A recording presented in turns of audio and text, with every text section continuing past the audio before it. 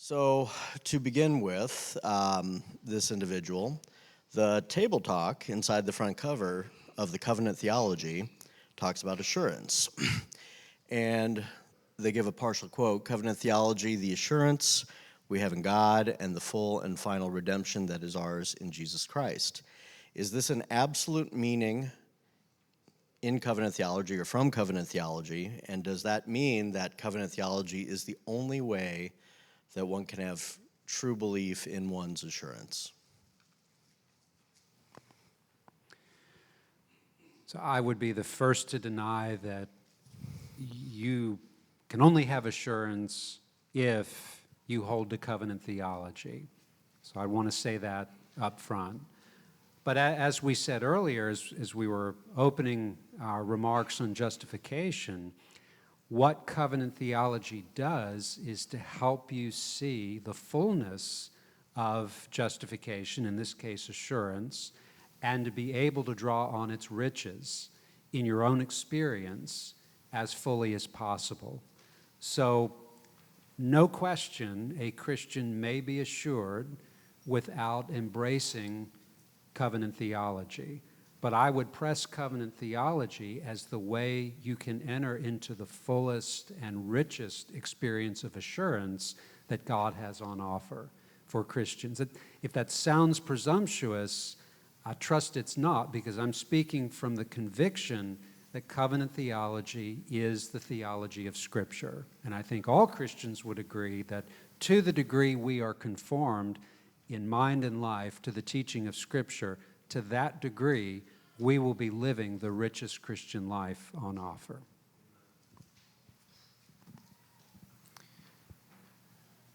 Dr. Waters mentioned that God covenanted with Abraham in a way that confirmed his faith and what had already been promised to him. I want to repeat that here to point out from Hebrews that God, in the writer to the Hebrews says that God has no one greater to swear by, so he swears by himself. If he makes a promise, he doesn't need to say anything more than that he's going to do what he's going to do. God doesn't have to do anything more than promise. So why would God strengthen a promise with an oath and make a covenant?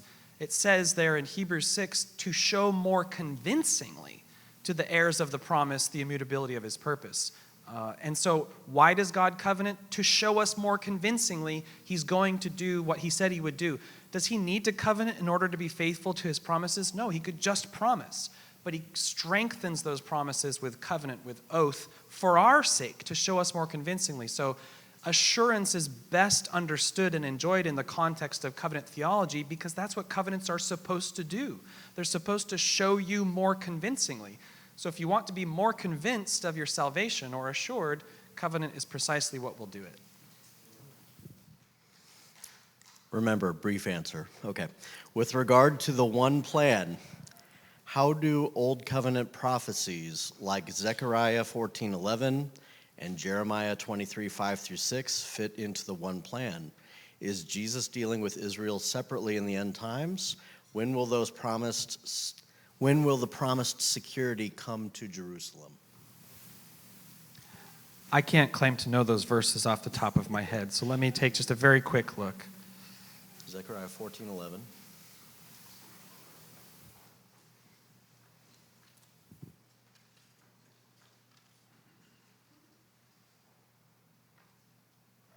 Jerusalem shall dwell in security. And the other one? Jeremiah 23:5-6.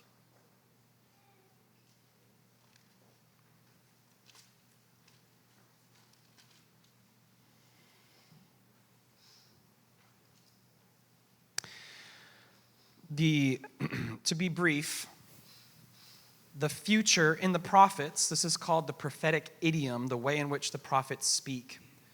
The prophets speak of the future in the language of the present. So they portray the future as an idealized present experience. So think of Israel in their time, make it ideal, no enemies, perfect security, a perfect king ruling over them, prosperity, and all kinds of idealized life in Canaan. And that's how they see the future. But the fulfillment of prophecy is greater than the words used in the prophecy. The glory of the future is greater than the words they use to portray it. And so the prophets, as they see a perfect Jerusalem, a perfect Israel, a perfect king, what they are actually seeing is the heavenly Jerusalem. They're seeing Christ and his kingdom. They're seeing something greater than simply a geopolitical entity in Canaan.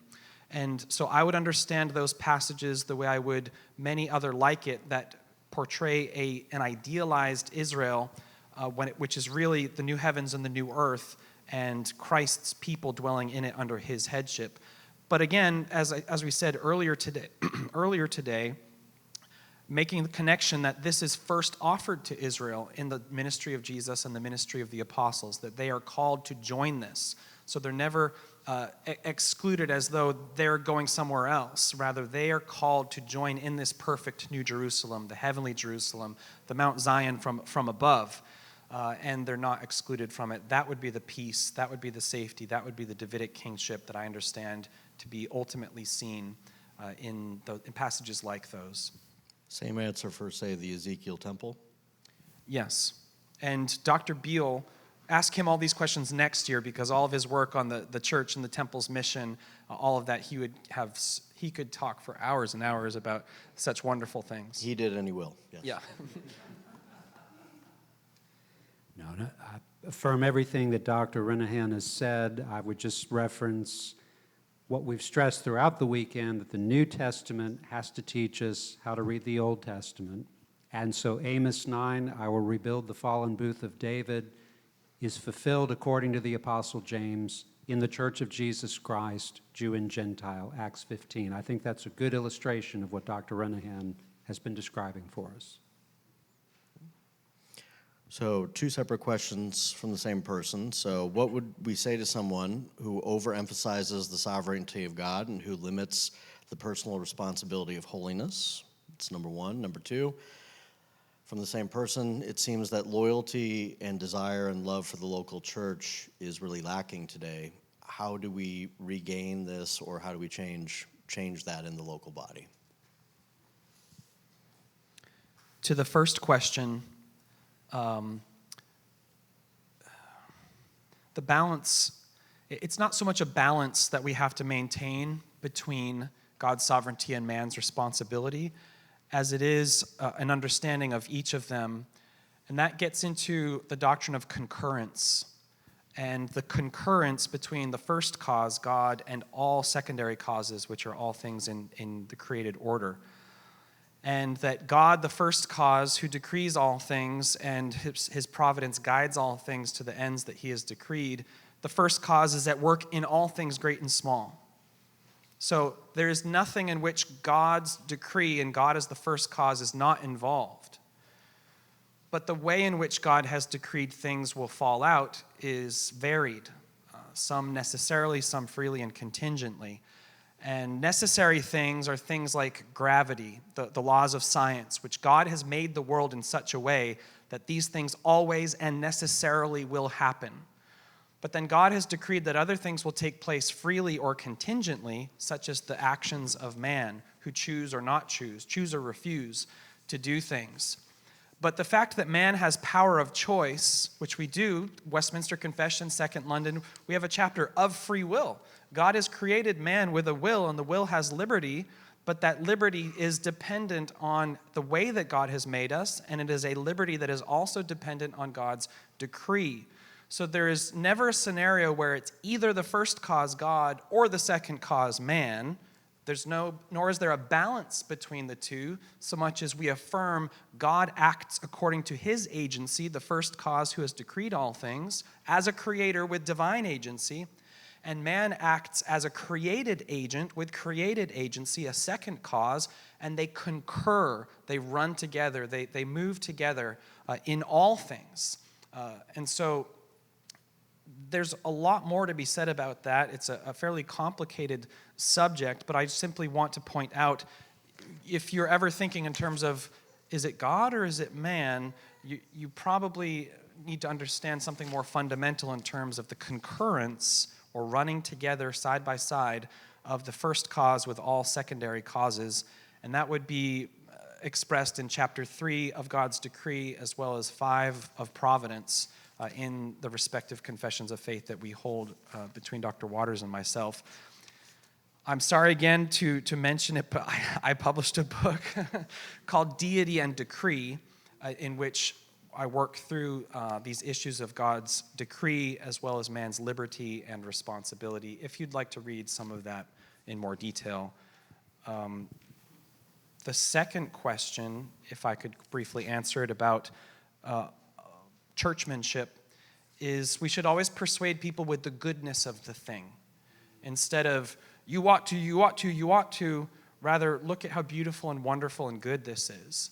And so that, I believe, is the most successful and best way to persuade people to a greater doctrine of the church and a greater commitment to the church, is to show them the beauty and the goodness of the thing, which is what I was trying to say in my last point of covenantal communion is irreplaceable. You can't get this anywhere else. Some people perhaps do need to be somewhat rebuked if they've been proud, Proverbs says, he who isolates himself seeks his own desire. They do what they want to do. There may be some sin issues that do need to be rebuked, but that would be rebuking their sin. Convincing them of the doctrine of the local church would be showing them the goodness of the thing. Christ has commanded it, and it is good, exceedingly good, and you have only to enjoy it and see its benefits. I agree with what Dr. Renihan has said on both points. Just two observations on each matter. If somebody says to me, I'm going to appeal to the sovereignty of God in order to excuse my responsibility in this area, my response is, you're not overemphasizing the sovereignty of God, you've misunderstood the sovereignty of God. And then I would send them to Dr. Renihan to get straightened out. I think as to the second point, really for generations until very recently, it's just been assumed if you're a Christian, you're a member of the church, and you're active in the church. A triangle has 3 sides. You don't need to argue it, you just need to lay out the definition. Well, I'm not sure that can be assumed in the evangelical church. So we, in addition to practicing a winning and winsome participation in the life of the church, we've got to make the case winsomely that if you're a Christian, you need to be a member of the church and active in the life and ministry of the church. I think that's part of our challenge today. I don't think it was something that our grandparents or great-grandparents have to do, but in our day, it's something we do. Dr. Waters, you made the distinction that a covenant does not create a relationship. The Bible speaks of being dead to God, then alive to God, being enemies of God to being friends of Jesus God, sons of God in Christ. Would you say that covenants define the relationship or create a kind of relationship? Can you expand or formalize on this based on us being dead in our sin and our trespasses? Right. Well, I think our starting point when we come to think about salvation is not so much sin, though that very much has to be in the picture, but the fact that we were created by God, created for God, and that in sin we have rebelled against God. So every human being is in some kind of relationship with God, either good or bad. And what we're saying in covenant is that God, having set his electing love upon this person from before the foundation of the world, pursues this person in time and saves him through the work of his Son.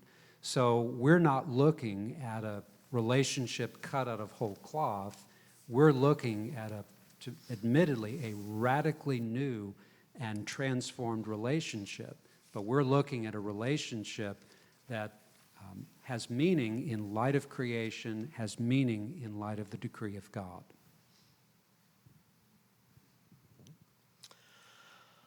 Both the 1689 and the Westminster Confessions have lawful oaths and vows. Other than marriage, I'm not sure, as a modern person, what to do with the notion of oaths and vows.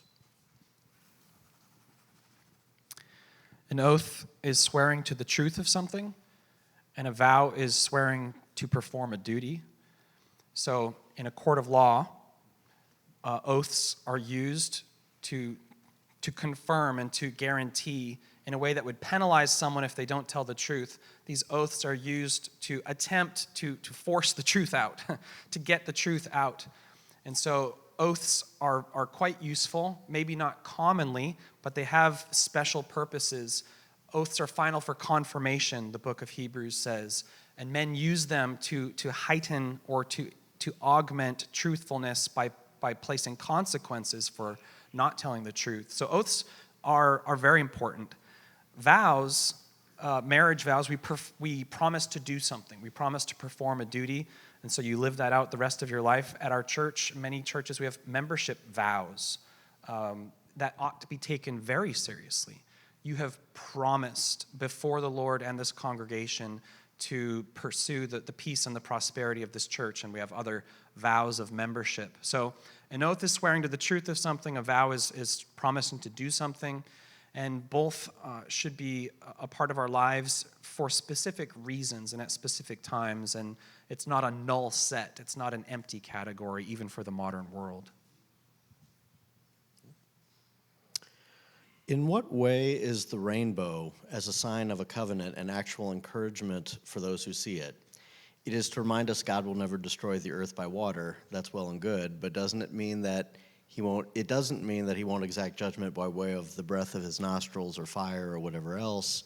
So I guess they're questioning about how should, I guess, a New Testament believer, whatever, contemplate the rainbow, and should that be an encouragement or should that just be, again, cautioning the creation? Well, remember what occasions the flood. Genesis 6, God looks at the heart of man. Thoughts and intents of the heart of man are always evil every day. And then that same truth is reaffirmed after the flood. So God's judgment did nothing to change the heart of man. And so that raises the question, will then the sin of man effectively frustrate and nullify God's purpose to redeem sinners? And what that sign is reminding us is the answer to that is no. That doesn't mean there will not be final judgment. It doesn't mean that God in his providence will not show his displeasure to sinners and sin. It does mean that nothing will thwart God's purpose to save every one of his elect in time. That, I think, is the lesson the believer takes in faith as we look at that sign. I agree completely. I think it also has practical value for the Christian in times like COVID, or when people think about things like global warming or natural disasters and catastrophes. It should help us not to freak out. Disasters happen, pandemics happen, and there are macro climates in the earth, I guess, that I don't understand. There are changes in this world that are or are not happening. I'm not the one to say. But people get so afraid of these things, like it's going to be the end of the world. And we can say, no, the Noahic covenant promises us, while the earth remains, seed time and harvest will continue. And you say, while the earth remains, it's heating up. No. While the earth remains means until God has completed all his purposes and Jesus returns to bring all things to consummation. So yes, we need to be responsible ecologically. Yes, we need to be responsible immunologically. Is that the word? Virologically. So I'm not saying ignore something like global warming or ignore something like a pandemic. I'm saying we just don't need to absolutely lose our minds thinking it's going to be the end of the world. Be responsible and careful, but God has promised a stable world until the end of time, until his purposes are fulfilled. He's promised to preserve this earth. So don't act like he's not going to do that. See the rainbow, remember his promise, be responsible and serve him. For both of you, who is, in your opinion, the greatest living theologian? You'll like this better, and band, and or singer-songwriter.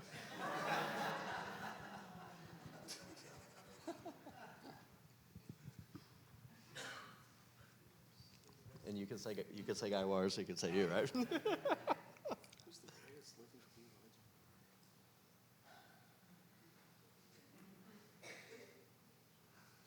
all the good guys are They're dead, dead, you right? know, like greatest living theologian. I don't know. I plead the third. Okay.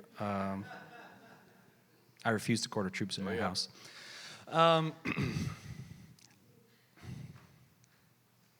If you were trapped on a deserted island, what book of a living person would you take with you, if any?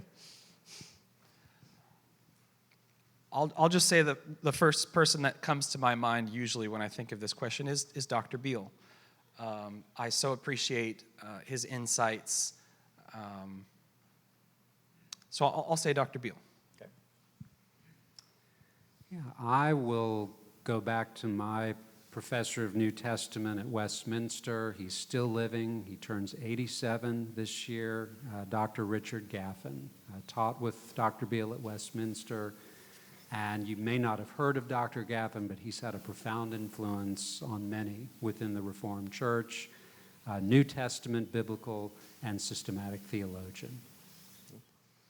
We'll let you both skip the band and singer-songwriter. You can talk to people about that afterwards. So. Just tell my daughters I said Taylor Swift. Taylor Swift. Thank you. All right. Since God is eternal, outside of time, when were the Old Testament believers saved? Then or on the cross?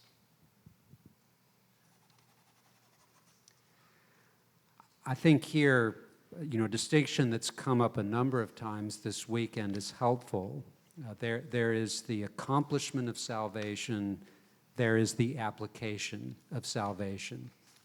Now, the accomplishment of salvation did not happen until Jesus Christ became incarnate, lived, died, and rose again. It would be heresy to say anything else. He had to do that for us in our salvation.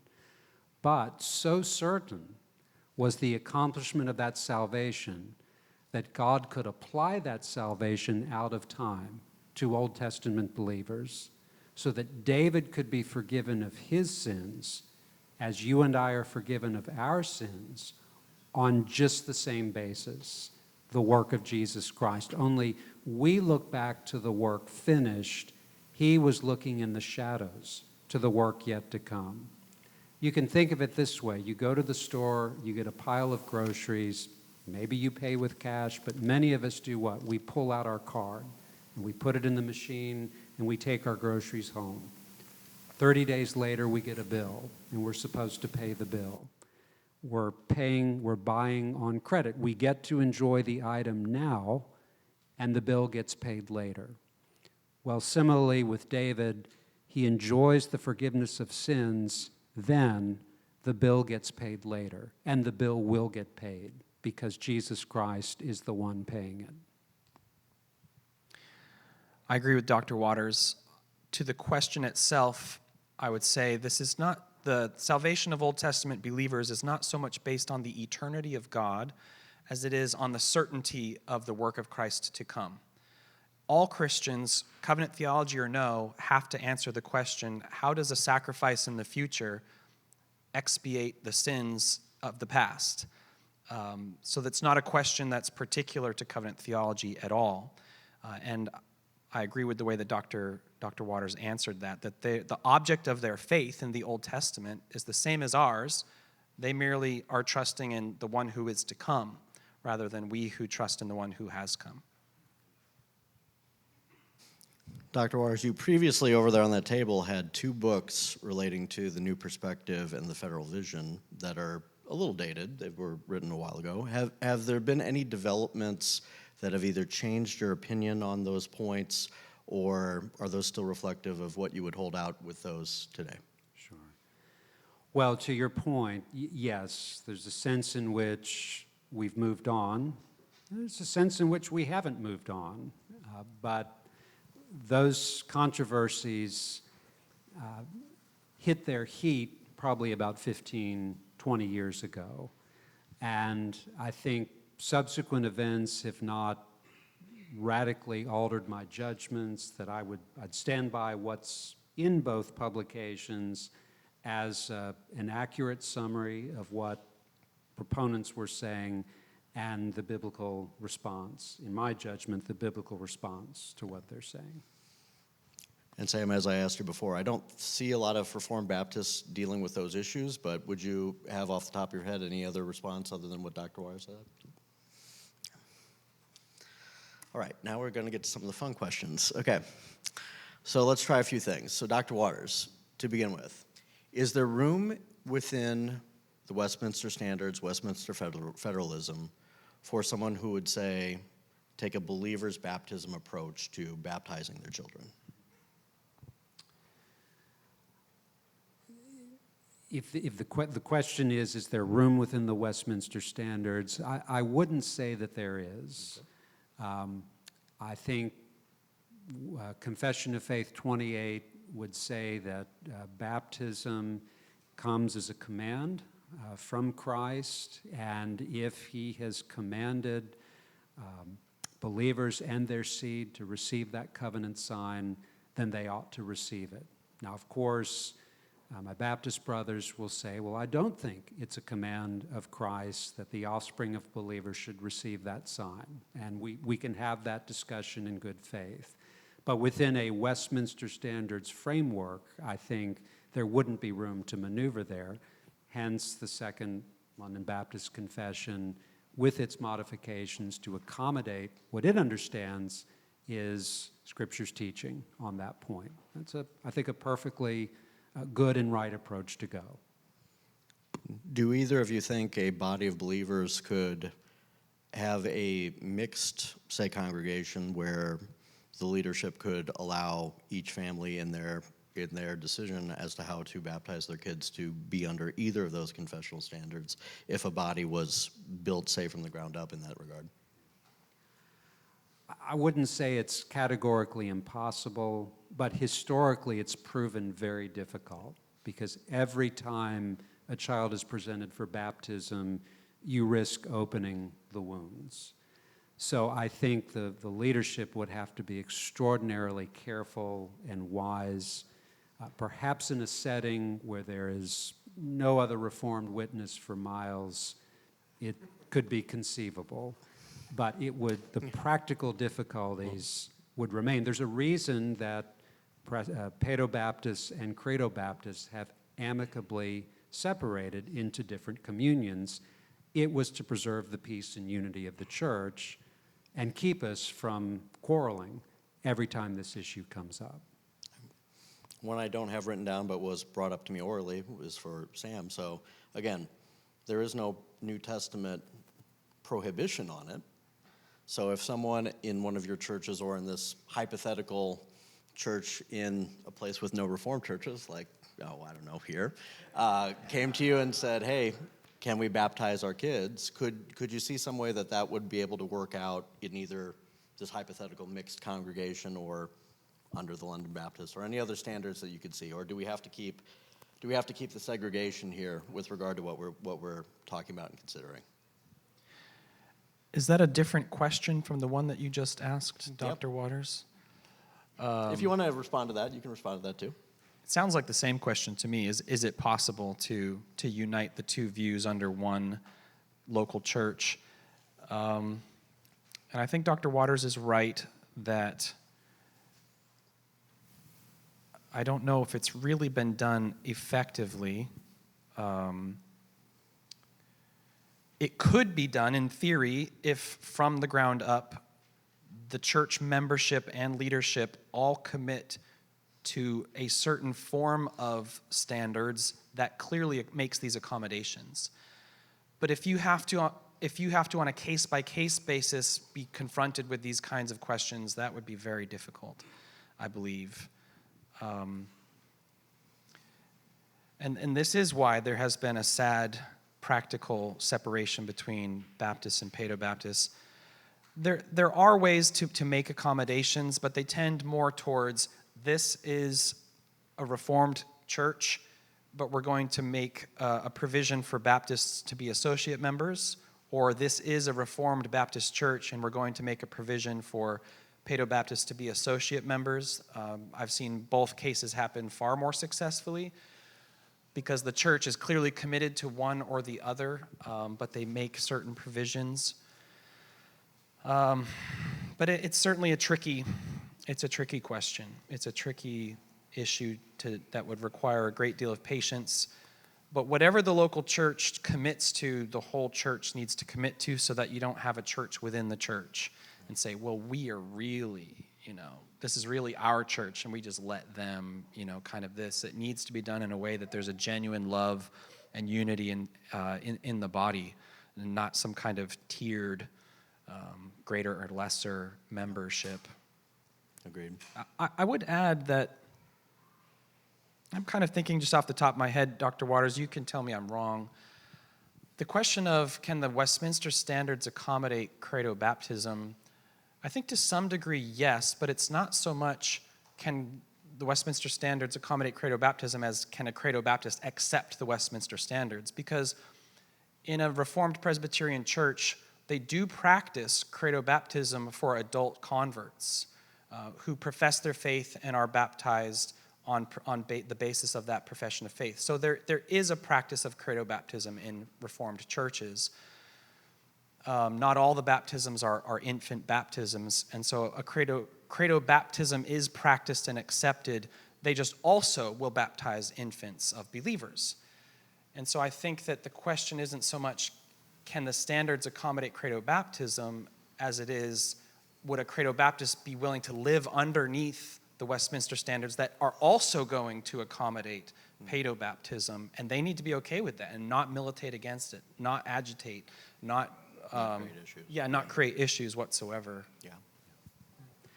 And I think that's a very helpful point. Let me flesh something out that I assume, but I should articulate. In Presbyterianism, we make a distinction between members and officers. So if you're going to be an officer, an elder, or a deacon in a Presbyterian church, you have to embrace the Westminster Standards to subscribe it. So in that setting, no, you couldn't be an officer were you a credo Baptist.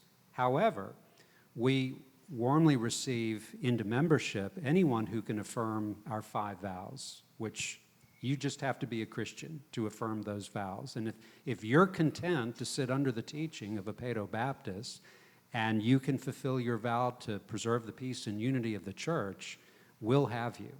So as a member, there would be no obstacle to a credo Baptist joining and fully functioning, participating in the life of the local church. Our church does the same in the reverse. Dr. Waters, can you share your thoughts on Sam's view of the covenant of grace only being the new covenant? So you've heard us, I think, a couple times articulate what really is in the scope of the covenant theology we've surveyed this weekend, a small but nevertheless important difference in our viewpoints.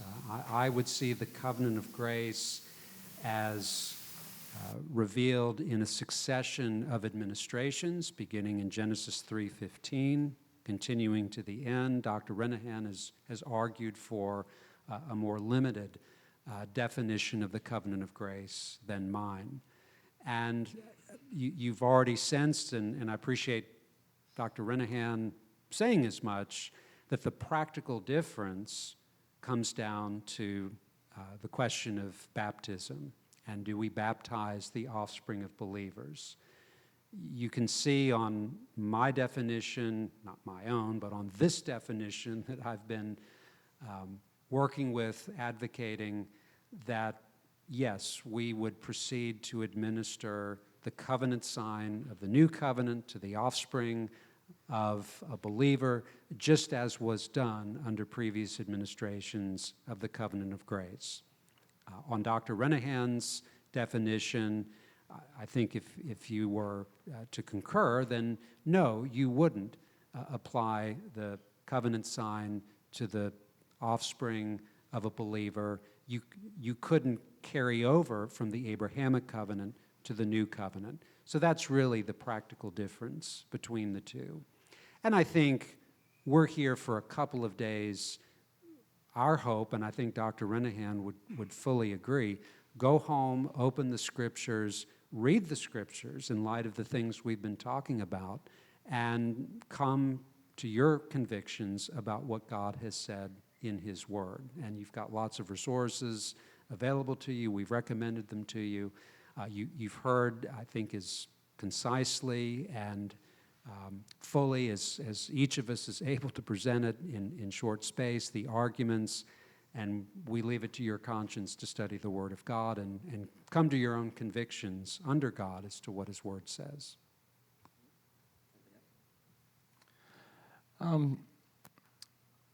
One of the things that you have to be specific about when speaking of the covenant of grace is what kind of grace are we talking about? Because one of the classic Reformed arguments is that for God to covenant with man after the fall, it must be gracious. And so the covenant of grace then becomes sort of a category where God is graciously covenanting with man fallen. And then they would argue and say, God cannot covenant with the man fallen except through a mediator. And so therefore, post-fall covenants must be the covenant of grace, and Christ must be the mediator of these covenants. I understand that line of thinking, but I would disagree and say, while it's true that all covenants are God graciously condescending to give blessings and benefits to His people or to a specific people, only the new covenant gives saving grace. And so that's why the question I asked in my first lesson said, does this covenant in itself give the grace of Christ, that saving grace, while fully acknowledging that Noah, Abraham, Moses, David, all are graciously advancing man and blessing man and so on and so forth. But sometimes, especially in older Reformed writings, that's the way they're thinking and talking, is if it is after the fall, it is a covenant of grace. And God must covenant with man through a mediator, and there is only one mediator, Jesus Christ. So it's that line of thinking that often leads our brothers to say such things and to say that Baptists are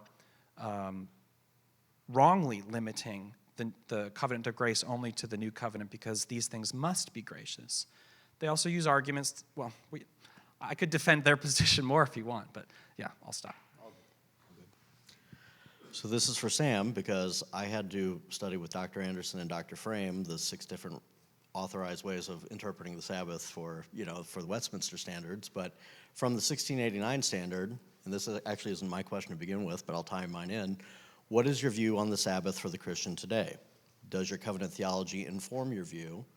And my question, as a reminder, is that does the 1689 allow for at least a discussion of, say, a Calvin view, which would be requiring worship but not necessarily requiring rest? Or would that Calvin view automatically push you out of 1689 to what is commonly called today as, like, say, progressive covenantalism? There's a number of questions in the question. Yeah. So to what degree does covenant theology impact the question of the Christian Sabbath? There's an overlap in the loci of theology, or the parts of the system here, where we're dealing with the law of God and we're dealing with the covenants, and it just so happens that the 10 Commandments are delivered in the context of the Mosaic covenant. And so if the Mosaic covenant is abrogated, are the 10 Commandments abrogated? And I would say, yes, the Mosaic covenant is abrogated, but the 10 Commandments are not abrogated. Why? Paul in Romans talks about a law that is written on the heart. The Gentiles know it even if they don't have it written down. The Jews have it written down. And that law that is written on the heart that the Jews had written down is the 10 Commandments. The 10 Commandments are therefore natural law summed up in 10 Commandments of moral law. The 4th commandment is a part of that moral law, which binds all men irrespective of a covenantal arrangement.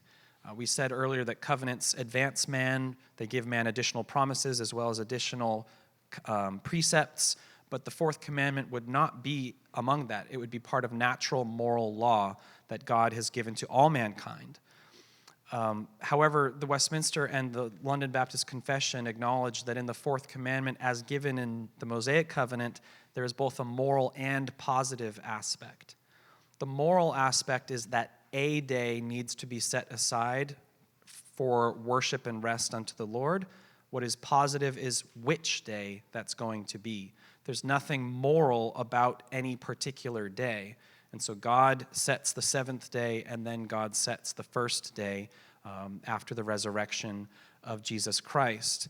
So if you understand the law in this way, in terms of the Ten Commandments being a summary statement of the natural law, and the fourth commandment having a moral and positive aspect to it, then covenant or no covenant, this will apply to you and ought to be kept.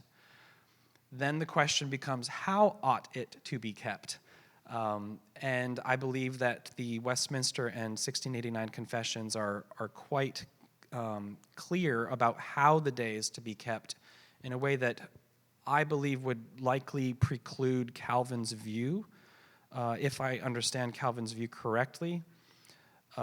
It's one of the most common areas of the confession where people would take an exception to the clause of lawful recreations. So it's certainly an issue that many people find difficult to fully subscribe to. Could you fully subscribe and yet take exception to that clause? I think that's a difficult question, and I'm not willing to give a definitive answer to it here. The same issue would apply to the Westminster Confession. So if Dr. Waters feels that he has a definitive answer, I'd love to hear it on that question, because they're the same. The confessions are the same there. So covenant theology does impact this if you believe that the Ten Commandments are simply God's law for Israel and are abrogated with the Mosaic covenant. But I don't believe that. And I believe that in Jeremiah 31, when God says, I will write my law on their hearts, what law is particularly my law, or God's law? I would say that's the natural law summed up in the Ten Commandments. So the new covenant itself brings an obligation to keep the Ten Commandments. The fourth commandment is one of them. It has been changed to the first day by Christ's resurrection and the positive example of the apostles in the New Testament. How then are we to keep it? That's where the rubber always meets the road. And the question of, I'm getting back full circle to, is taking exception to lawful recreations and full subscription, I find to be a difficult one. Would your church say you could not be a full subscriber with that exception? Well, our members are not held to the confession at the same level that our officers are. I've not seen one of our officers ask about taking an exception to that clause, so we've mercifully been excluded from having to face it. But it would be a real challenge. I think it would be a real challenge. I admire men who are upfront and clear about areas where they disagree with a confessional standard. And I'd rather them be upfront about this than to say, well, I'll just kind of keep it my way and not tell anyone. But our members are not held to the confession to the same degree that ours are. But it's still tough because you have to pastor them. And if you think they're in sin, then it's tough, isn't it? Thank Dr. you. Waters. Thank you for your thoughts. Thank you for your thoughts. Just two quick thoughts, and I affirm what Dr. Renihan has said. I think, first of all, about Calvin, it is true that Calvin's doctrine of the Sabbath and the fourth commandment is not what Westminster and Second London propound. There are a lot of difficulties with what Calvin is actually trying to teach.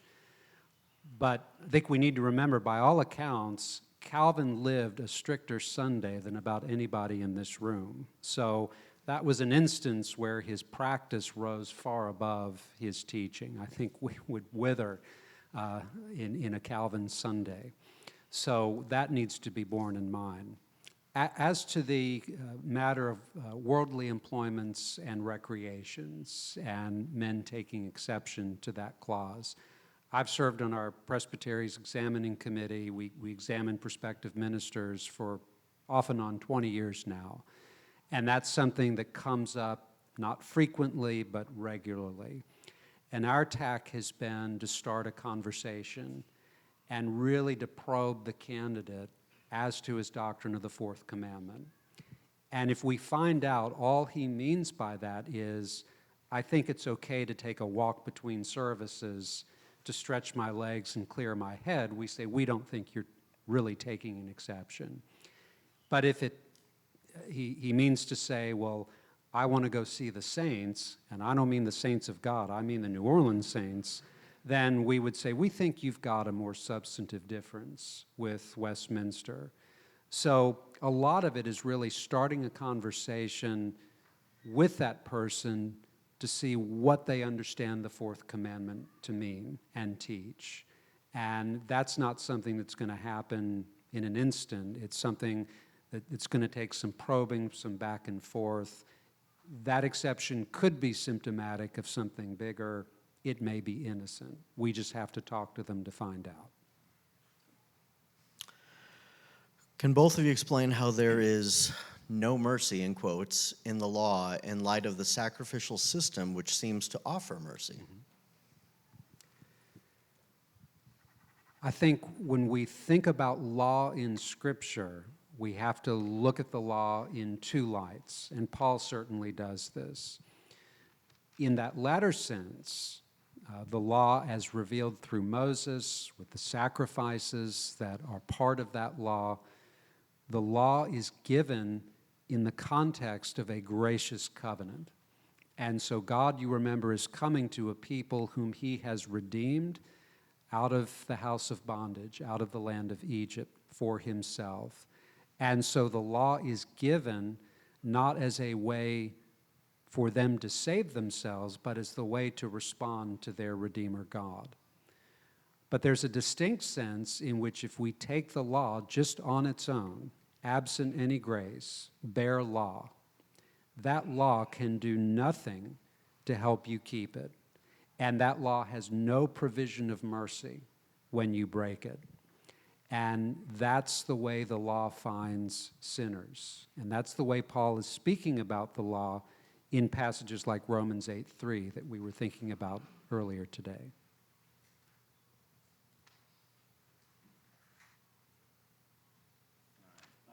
I have a few questions just in general about the types and shadows and both your broad, and I'm trying to see if I can tie that into some of these other questions. So let's go with this one. So for Sam, someone had heard you on a podcast speaking about the covenant of works and the covenant of grace, and he's got a couple of different points here, but can you just describe, again, from 1689 perspective, the difference between the covenant of works and covenant of grace? Because they're asking simply, they asked if it's separate or connected, and I don't know exactly if that means is the system connected or how they're getting at the question. So let's just, we've got like 5 or 6 of these that I think can just be simply answered by, let's just take 2-3 minutes and just do your system one more time, and then I've got 3-4 questions before we're finalized. So if you could just, again, give the short version of the summary, I think that'll answer several of these questions again. The covenant of works is made with Adam on behalf of all of his ordinary descendants. Those are the parties. The promise is confirmed life, which is glorification, unable to fall. The precept is to not eat of the fruit of the tree of the knowledge of good and evil. The penalty or sanction is death if he does. And not just insta-death, but the death of the body and soul. As the body begins to age, the soul is corrupted in every part, and death in the eternal sense of condemnation to hell. Adam fails and plunges himself and his posterity, whom he represented as a federal head, into the corruption and condemnation of the curses of the covenant of works. The covenant of grace is the covenant that God makes with us in Christ Jesus as our head. He freely offers to us life and salvation in him. He requires of us that we believe in Jesus Christ, but he also promises to give us faith to believe in Jesus Christ. And so God supplies what he demands in the covenant of grace, and in it we are forgiven. Well, we receive all the benefits of union with Christ. And so we're forgiven, we receive his righteousness, we are sanctified, we are adopted, we are preserved, and ultimately we will be glorified. So it's what Dr. Waters was going through in his lecture on justification, the 2 Adams, Adam, the first Adam in the covenant of works, the second and last Adam in the covenant of grace, condemnation in Adam, salvation in Christ. Is that sufficient to repeat? Summary again of Westminster before we go into this, because I'm going to ask a few questions about the covenant of works and some fine points. If you just give a summary, I think that'll be good for now. Yeah. Well, I think that really what Dr. Renihan has outlined is, for substance, Westminster's view of the two covenants, covenant of works, covenant of grace, recognizing that within the covenant of grace there are types and shadows pointing to Jesus Christ. That's something that Hebrews stresses and impresses on us. And there is, of course, the underlying unity of Christ and his saving work for sinners in every age. That informs those types and shadows. So I really only have two questions left, and I think they can all be dealt with concurrently. So with regard to the covenant of works, some have asked, what are the ramifications in each system? 1689 and Westminster, I would guess it would be the same. If one does not agree that there is a covenant of works, or Adam is not in a covenant relationship, but you still keep the rest of the system, what would the ramifications be? And then we'll go on to the final. I think you can go two ways with that. So our Lutheran brothers and sisters have no appreciable doctrine of the covenant of works. I have no question they hold the doctrine of justification by faith alone sincerely. So could one not hold the covenant of works and yet hold to justification by faith alone? Of course. And yet, closer to home, within the Presbyterian side of the Reformed world, there are those who have denied the covenant of works. Invariably, those who deny the covenant of works end up in trouble in their doctrine of justification. It would take a long time for me to tease that out. And so in that instance, a conscious rejection of the covenant of works bodes ill for the integrity of justification by faith alone. So not holding the covenant of works needn't impair justification, but it may. And so it just impresses on us the connection between these two covenants in the whole system of Scripture's teaching about the way of salvation. I'm trying to think if there would be anything to add, because as you said, the impact really should be the same for both. If I think of something, I'll say it again. Okay. Last but not least, let's go really out there in the weeds. This is mine. So if does the Mosaic covenant republish the covenant of works? I know there's differences in each system about this question. Specifically for Dr. Waters, I know that you wrote one of the essays in The Law is Not of Faith.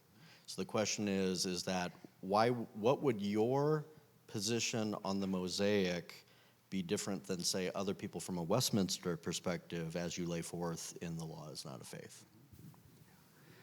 So I would maintain that the Mosaic covenant is an administration of the covenant of grace. I believe it is an evangelical covenant. It was administering gospel promises to Israel during the time of that administration. I was careful in that chapter not to use the word republication. I do think, however, when you look at the way the Apostle Paul at points quotes Moses, the one who does these things shall live by them, and he quotes Leviticus 18:5. I think what Paul is telling us, in brief, is that if you take the Mosaic covenant and you rip law out of that gracious context, all you're left with is the covenant of works, do this and live. And that's what his opponents were effectively doing, the Judaizers. They were taking the law of God, ripping it out of the gracious context in which God had given it. And Paul says, if you're inclined that way, let me tell you, all you're left with is do this and you will live. My view of the Mosaic covenant would effectively be the same as John Cameron's subservient covenant, where this means that we understand the Mosaic covenant as echoing Eden, You can hear the echoes of Eden at Sinai.